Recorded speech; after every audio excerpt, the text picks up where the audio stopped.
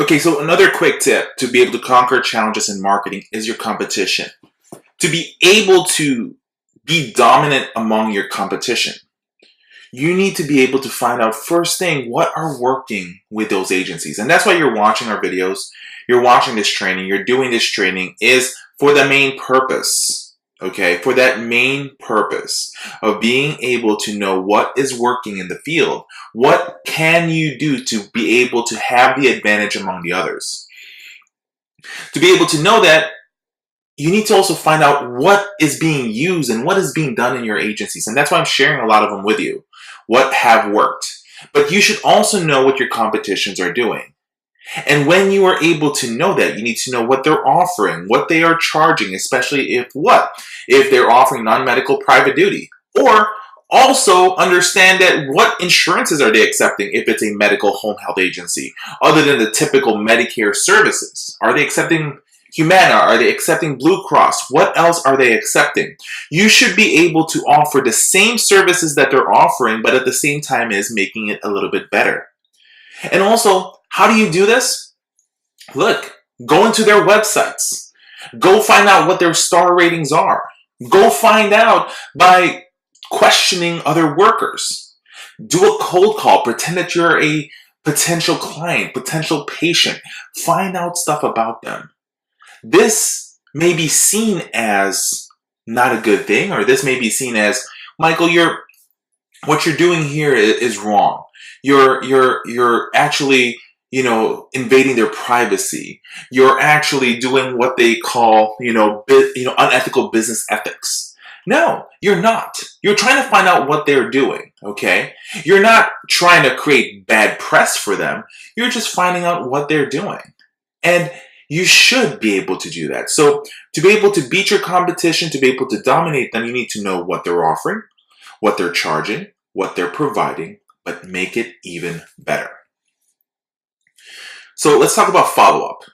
You need to stay connected. And you're going to hear me say this several times throughout presentations is follow-up is very important. And once again, I'm going to tell you guys about the 12-point follow-up system that I always feel is the basic follow-up system for all home health agencies that they should succeed.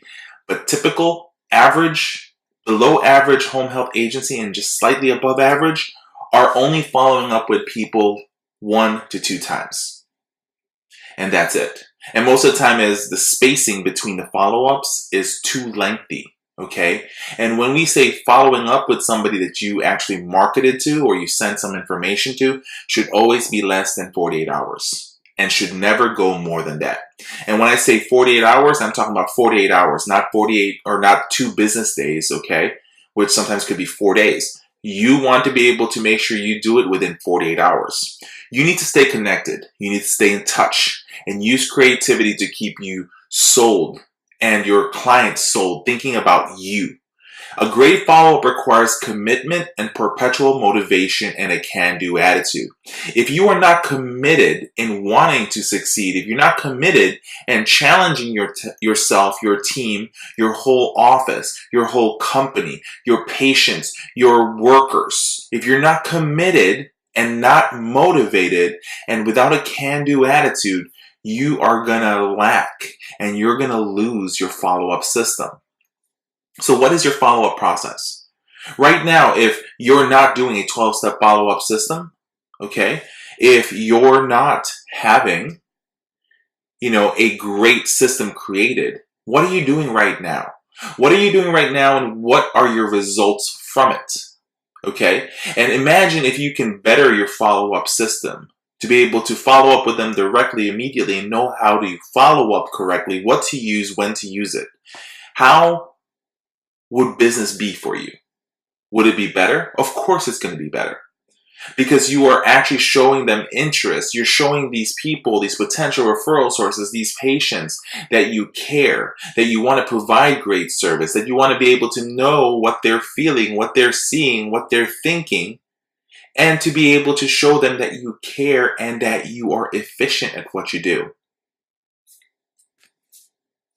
Organization is also a good thing. This is important when you are marketing because this is where there's a lot of challenges as well. You need to be able to organize your space, the thinking. You need to be able to organize your clients, and your office are important to organizing your success. Have you ever walked into a company and everything is a mess? The first thing that you're going to think about that person is that they are disorganized. You need to be able to make sure that everything is organized. The process needs to be there. You need to be able to have great process, and to have that, you have to have amazing policies. Okay, you may have a great marketing team bringing in clients to the facility, but then if your team in the office is fumbling around the whole referral sources, fumbling around, the referral programs, fumbling around once you bring in a patient, it's not going to make your marketing team look good. So with that, they may be amazing. You may have this amazing marketing team set up, this amazing marketing program, this amazing follow-up program, and you start bringing in clients, yet you don't have organization within the office, or even your visiting team is not organized. There's going to be discrepancy. There's not going to be good communication, and that would cause you to lose referral sources. So sometimes people feel that their marketing team is at fault, but really when you start investigating, when you start looking into a company, it turns out to be the marketing team is doing a great job. They need help a little bit at times, but they're doing an amazing job. But the ones who are messing it up are the people in the office and the field team as well. Next thing is you need to fill your pipelines. You need to keep it full, and you will not have a problem with any cancellations. So what I'm talking about is sometimes we have people or marketers that will have appointments set up, and the moment that that doctor or physician says, you know what, I don't have time right now, I'm going to cancel the appointment, there's nothing for them to do. And they say, well, there's nothing to do today because somebody canceled our appointment. No, you need to be able to make sure that your pipeline is filled, meaning that if somebody cancels, you're going to think in your head, oh, thank you, they canceled because, oh man, I have so much stuff going on today. I can actually fill in this visit for me with this physician. You need to be able to have a full pipeline, okay? And we talk about funnels and pipelines when it comes to business. Your pipeline needs to be full to be bringing all these businesses in, and then your funnel system is to then go ahead and put it together and to eventually lead into one spout, which is meaning the success and business and profitability. Another problem that we need to be able to talk to you guys about is to be able to conquer marketing challenges, which is in call reluctance. So sales call reluctance is nothing to be embarrassed about. Everyone in this industry, in our industry, in the healthcare industry, or outside the industry, anything that deals with phone calls, with business, a lot of people have call reluctance. People don't want to make that phone call. People are scared to talk to people on the other line. Even though you never even met the person, you're scared. They're not even in front of you, and you're scared to call, right? Because we fear the part of us failing, of the person rejecting us.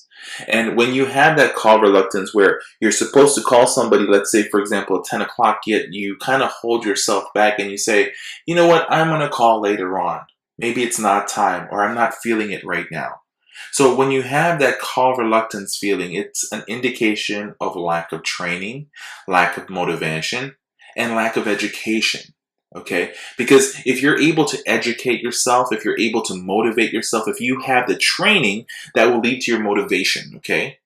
And it will build confidence in that marketing professional, in the marketing of that person, into that person who wanting to be able to, they're not scared to make that phone call. They're not scared to try to give a call to be able to get that appointment, and not scared to do that. They're not scared of rejection, okay? Because if somebody says no, they don't look at it as a no. It's just that they know that that person just doesn't understand fully the services that they actually have.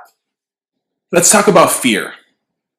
Look, you have to understand, fear is never an issue. Fear should never be an issue on why you should not go out there. The reason why I say that is because fear is what people fear. But the truth is, fear doesn't really exist. What we need you to do is to look at the positive part about fear. Fear is just our subconscious preventing us from trying something new. Instead of it destroying you, instead of it being a roadblock for you, if something makes you scared, go towards it. Because ultimately, things that scare us are things that are new, things that we are not ready for, we have not trained for. But at the same time as when we fear mistake, when we fear failure, it prevents us from experiencing it. The problem is this: we try to hold ourselves back from experiencing failure. But what if we actually do good? What if we actually are able to conquer that and it helps our company succeed? Well, then it's something that we should be happy and joyous about. So never ever use fear as a reason why you cannot do something. The only reason you can't accomplish something is because you don't know it. You don't know what to do. So you need to prepare yourself. And if you prepare yourself, then fear does not matter. Let's also look at emotions, because these are things that we need to conquer in our marketing. And a lot of people say, well, I control my emotions. No, emotions does a big disservice for us, because sometimes we have to understand that our main key, the main point we should do is to stay rational, to stay calm, to stay collected when others get emotional and persist to the close. You have to understand, whoever can actually control their emotions, control and stay on the positive side of things, are the ones that's going to be able to win in this business. So when the other companies out there who are marketing their agencies and they get emotional because they're not getting patients, they're not getting referrals, they're not getting appointments, so most of the time they're the ones that are not going to want to seek for the second follow-up, the third follow-up, the fourth follow-up. If you stay within your emotions, you hold it, you check the fear in the door, then you make sure you are persistent with your follow-ups. You and your company will succeed. You've heard me before to talk about no negativity, but I want you to conquer any negative connotation on sales or marketing. We've said this in some form or another, where people look at sales and marketing as a bad thing, as a negative thing. But I've said this in previous past that nothing in this world will exist if salespeople decide to not show up every day, if they decide to have their emotions and their fear hold them back. So be proud that you're a salesperson. Be proud that you're a marketer.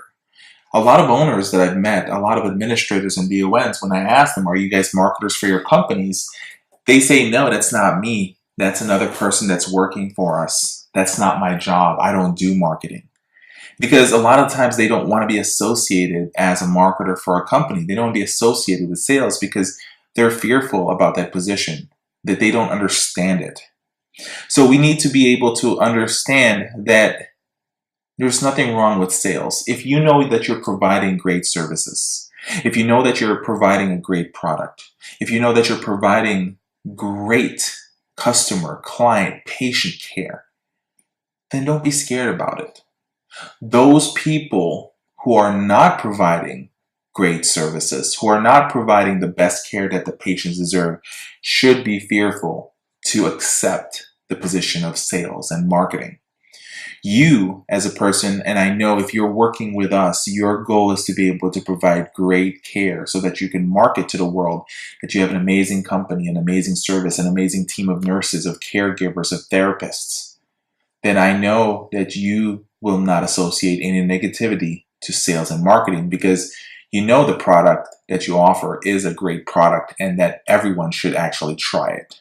Everyone should enjoy the nursing services, the therapy services, the caregiver services that your company is providing. Another thing is, other than the negative connotation, is not having the right response. This is where we actually want you guys to make sure you pay attention to different closing techniques that we share with you. That we actually have you and train you with knowing what to say, when to say things. When you don't know the answer, tell them you'll get them the information. Show your willingness to serve. So you don't have to have the right response all the time, but you have to have a response. but you should never have a negative response. The worst thing anyone can tell someone is that they do not know. I don't know. And keep it as that. Your answers all the time should be, you know what, I do not have an answer at this moment, but I will make sure that I get it for you before the end of this presentation. Or you can say, you know what, that is a great, great question that you just asked there. I will make sure I give you the answer for it at the end of this presentation. Great question, sir. Thank you for asking that question. You know what? I want to be able to make sure I give you the correct answer. And as we do the presentation, as I provide you the presentation, if the answer comes up, that's great. If it doesn't, what we're going to do is we're going to be able to make sure we answer those questions and take care of anything that you may have. That's how you respond to any questions that you do not know the answer to. Never say, I don't know. Never say, look it up in the internet. Never ever give an answer that you do not know and that you are not doing anything to look up for the answer. But at the same time is you should also know how to answer people when they give you any objections. And that is also very important. Overwhelmed by customer objections. We discussed this in the previous slide, right? So getting overwhelmed by the prospect's problems, the situations, and the objections means you are not prepared enough for the close. Learn to go past the objections. Understand that most of the time, objections are just another person's complaints. So learn how to go past the objections. Learn how to go past the complaints. Look at it as it does not matter for nothing right now. If they say something, they just do not fully understand the services that you're offering. So your job is to be able to just go ahead and take a deep breath and just go ahead and make sure you handle anything that is placed upon you. If you are not able to handle any objections, if you are not able to actually literally use closing techniques, if you are not prepared and have scripts to use when they are saying something, then what will happen is that you will have some problems in closing to get those referrals. So make sure you practice, you drill, you rehearse, you have techniques that's already built for you. Customize a lot of the things that we've been sharing with you guys. Use that to your advantage because we literally are giving you information that's already working out there in the field. But we always welcome you to add more stuff to it. But please do share because we want to be able to make sure we give everything to the best, to the people who want to learn. That's the most important thing. All right. When we're marketing, here's another quick tip. You need to learn to meet new people. You need to learn how to break the ice. You must be great at starting conversations. You must be able to learn how to be able to create a unique selling proposition, to have that elevator pitch, so that when you meet a group of people that you never even know, that you will actually be the one that's going to be able to magnetize them and gravitate them towards you. Never go to these networking events and just run in the corner with your glass of wine and hope to God that somebody's going to just come towards you and talk to you.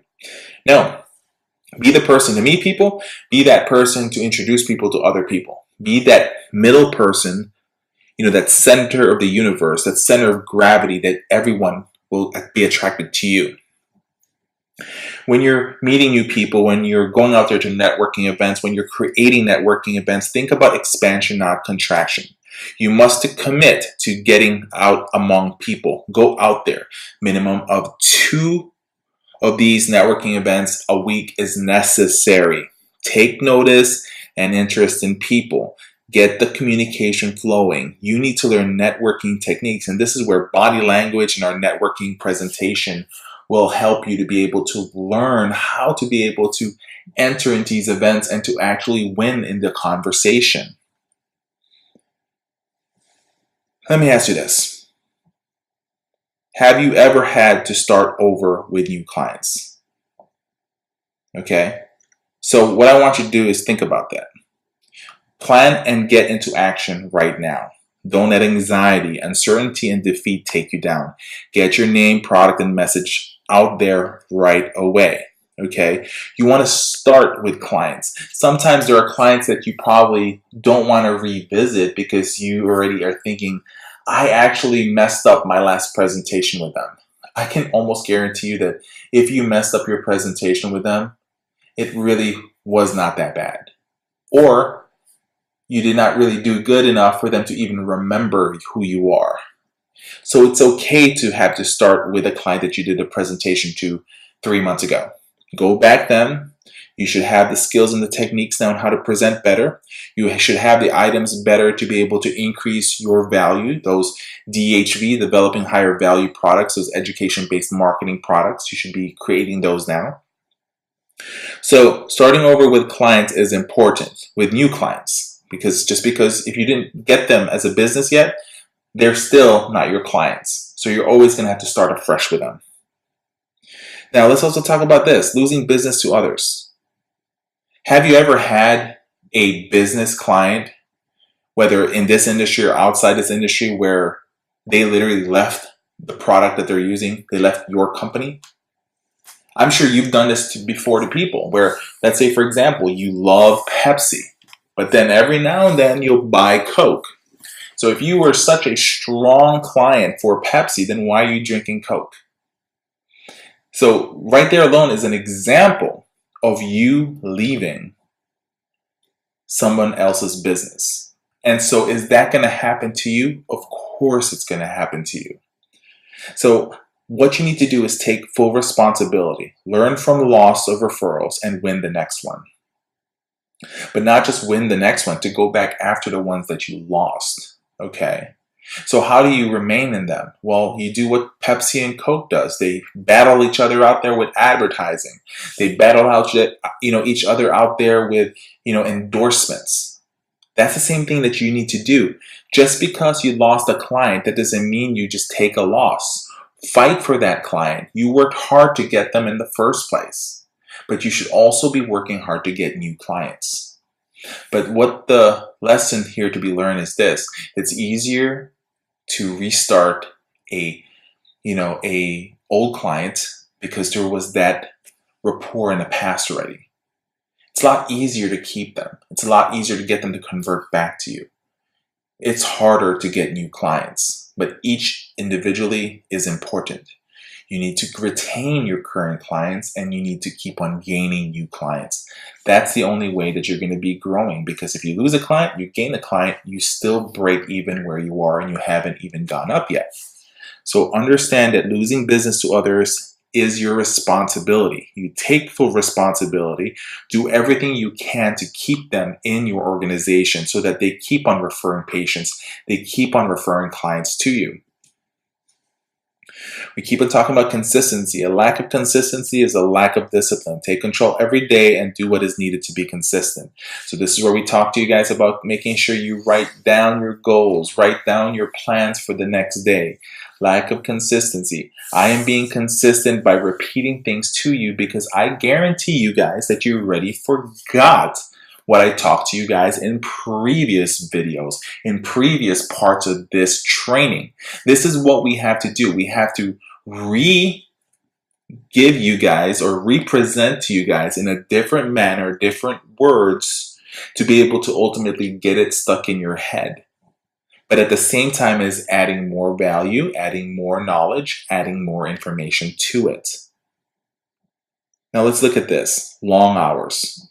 These are challenges in marketing. If you are truly alive, the captain of your own ship, and working for you and your dream, then 14 hours a day will seem like nothing. It's hard to bring in people to work for your organization, or if you're working for another organization, most typically people that will work for you, if you're working for someone else, you're just going to do your 8 hours and that's it. I understand. That's just how it is. I've worked for other organizations before. But the biggest thing to think about is this, is if you work for an organization, if you work for someone else and you're not the business owner, if you're the marketer for the company, if you're the DON, the administrator, your job success, your company's success lies on your hands because you're one of the most important people for that organization. If you cannot help that organization succeed, if you cannot help that organization become successful, your job is on the line. So just because you're working 8 hours for a company, that does not mean you're not going to be doing additional stuff at home. I understand what you're thinking sometimes, okay? Here's your objection. Here's going to be the objections that you're thinking. So remember when I talk about marketing, you bring up what objections are coming up. Well, here's your objections. Michael, they're not paying me. Michael, I have other things to do. So that's the time objection, right? The money part, it's going to cost money. They're not paying me. So my time is valuable. That's another objection. True, that is correct. But like I said, if this is your company that you're working for, you want to make sure that your job remains viable. If you want to be able to make sure that you're the person, you're that go-to person, well, guess what? You have to work a little bit extra on the side. But if you work so hard in the beginning and you're able to start all of these new referrals, then you will have to slow down eventually because now you have a routine. But in the beginning of any marketing campaign, in the beginning of any business, until everyone's on board, until everybody is working like a machine, a well-oiled machine, then there's going to be some long hours placed in there. I also meet people, if you're an owner of a company, if you're the president, the administrator, I've seen companies work so hard to get their license started, to be able to start offering home health services. They work so hard. They pay all this money for consultants to come in and help them start the companies. And they work long, hard hours. They're working 12-hour, 16-hour shifts with their current jobs so that they can pay for the consultants and pay for the additional fees needed to start their companies. Now, the moment that their company gets started, they either quit their job or slow down there so that they can work full-time for their jobs. And then all of a sudden, they don't want to give the long hours no more. A lot of people think that starting your company means independence, means that you don't have to work as much no more. The goal is that. The goal is to ultimately be able to pay somebody to do the job for you. But until that happens, you need to put more work and more time and more energy for the success of your company. And you need someone like myself or people out there that can be behind you that's going to be able to push you to work harder, to do better. That needs to happen. Long-term consistency trumps short-term intensity. Bruce Lee said that. So if you are not willing to put time, if you're not willing to put consistency and effort into what you're doing this for nothing. So these are some of the challenges that you need to face as a marketer, as a company by itself even.